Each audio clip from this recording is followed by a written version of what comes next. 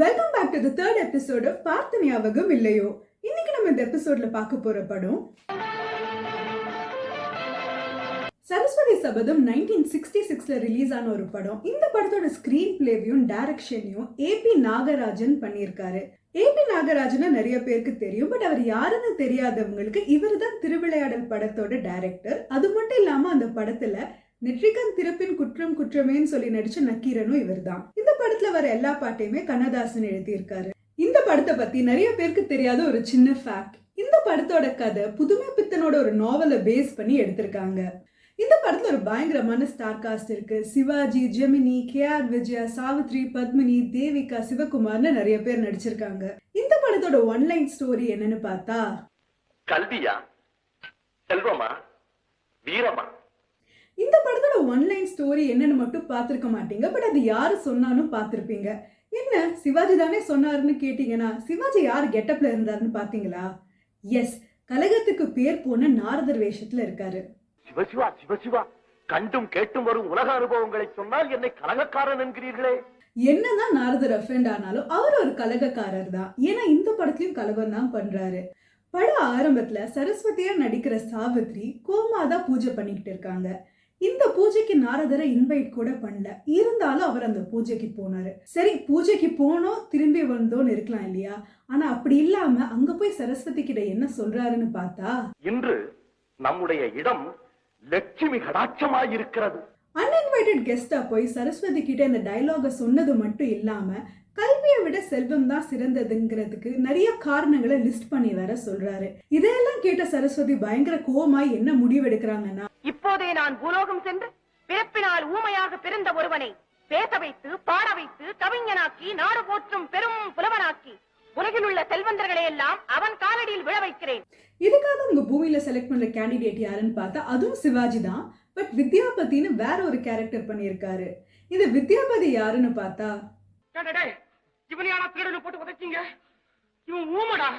அப்படி இருந்த சிவாஜி சரஸ்வதியோட அருளால பேச மட்டும் செய்யல, ஒரு புலவராவும் ஆயிடுறாரு.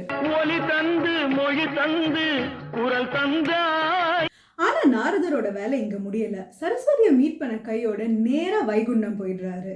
அங்க போய் லக்ஷ்மி கிட்ட இவருக்கும் சரஸ்வதிக்கும் நடந்த கான்வர்சேஷனையும் சரஸ்வதி எடுத்துக்கிட்ட சபதத்தை பத்தியும் சொல்றாரு. அதோட நிறுத்தாம செல்வத்தை விட கல்விதான் சிறந்ததுன்னு அப்படியே பிளேட்டை மாத்தி இங்க லக்ஷ்மி கிட்ட சொல்லிடுறாரு. இந்த வியூவை பெருமாளா நடிக்கிற சிவகுமாரும் என்டார்ஸ் பண்றதுனால பயங்கரமா கோவமடைஞ்ச லக்ஷ்மி அவங்களும் ஒரு சபதம் எடுக்கிறாங்க. இப்போதே நானும் பூலோகம் சென்று அன்றாடம் பிச்சை எடுத்துக் கொண்டிருக்கும் ஒரு பெண்ணை செல்வ சிறப்போடு நாட்டிற்கு அரசியாக்கி அந்த சரஸ்வதி அருள் பெற்றவனை இவள் காலடியில் விழ வைக்கிறேன். இந்த சபதத்தோட லக்கி கேண்டிடேட்டா சூஸ் பண்ணப்படுறது KR விஜயா. செல்வபுரம் நாட்டுல தான் இவங்களும் வாழ்ந்துட்டு இருக்காங்க. ஆனா ஒரு பெக்கரா வாழ்ந்துட்டு இருக்காங்க. இனிமேல் எனக்கு வாழ்க்கையே வேணான்னு வாழ்க்கையை வெறுக்கிற ஒரு நிலைமையில அவங்க இருக்காங்க.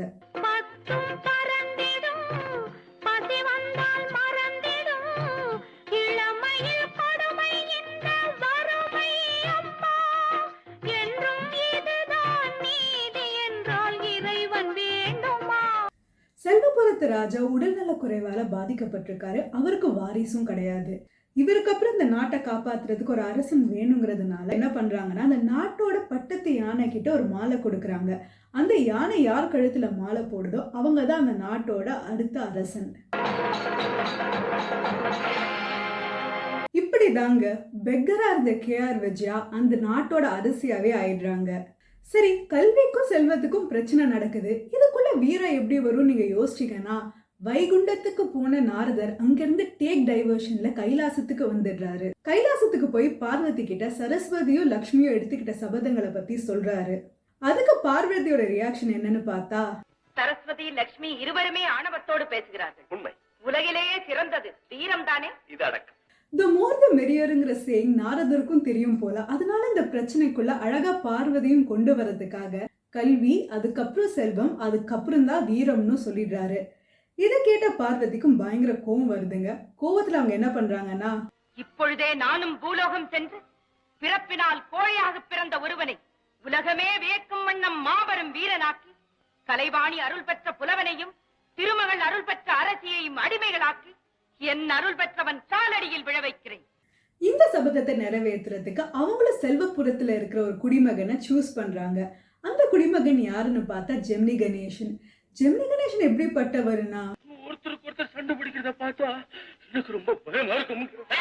இப்படி ஒரு கோழையா இருந்த ஜெமினி கணேசன் பார்வதியோட அருளால ஒரு பயங்கரமான வீரன் ஆயிடுறாரு.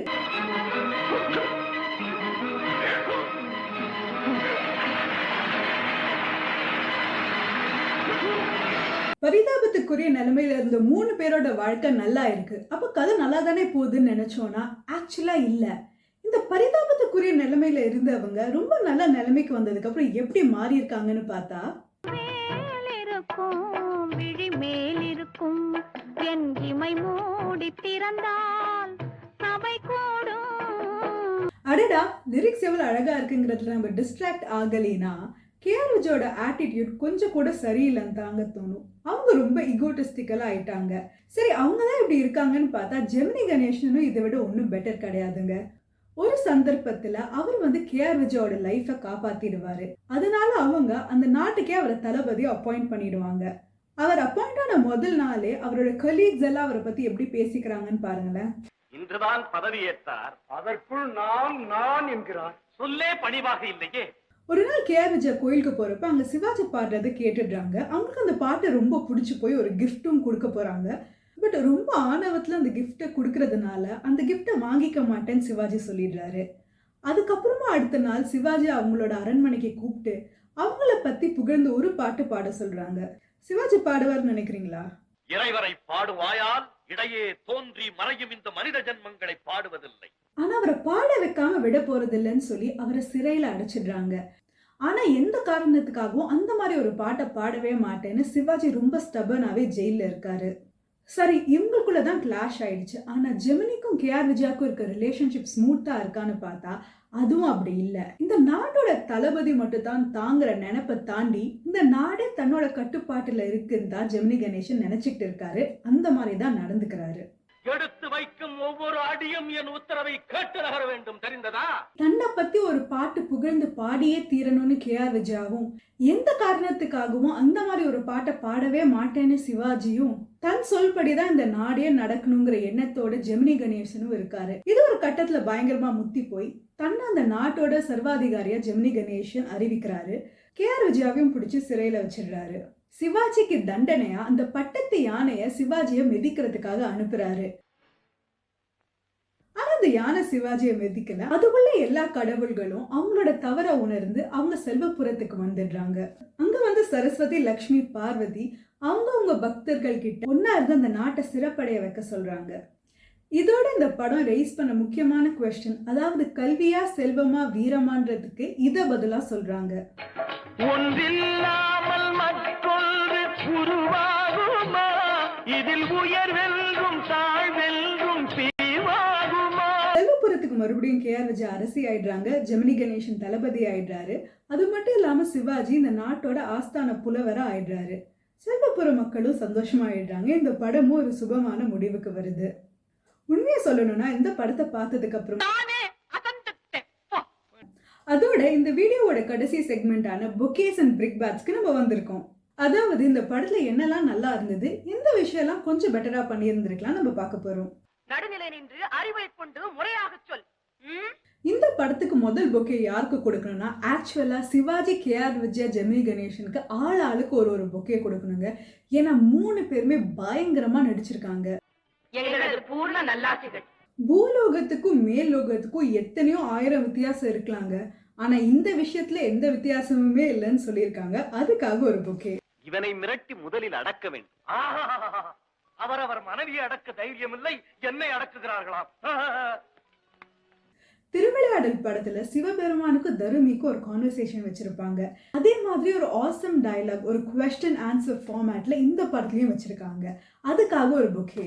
புலவனுக்கு முடிவு பொன்னேட்டில் இருப்பது, புவியாழ்பவர் முடிவு முடிசார்ந்த மன்னரும் முடிவில் பிடிசாம்பலாவர். கேட்கத்தகாதது தகுதியற்ற கேள்வியும் அர்த்தமற்ற பதிலும், பார்க்க முடியாதது அடக்கமில்லாமை. அதற்கு உதாரணம் உங்களது ஆட்சி. எங்க தலைக்கு தில்ல பாத்தியாங்கிற மாதிரி இந்த படம் முழுக்க வித்யாபதி கேரக்டர்ல வர சிவாஜி ஆசம்ங்க. யாரை என்ன ஏதுன்னு பார்க்கவே மாட்டாரு. அவர் மனசுக்கு தோணுனதை பட்டுன்னு பேசிக்கிட்டு போயிட்டே இருப்பாரு. மகிழ்ச்சி.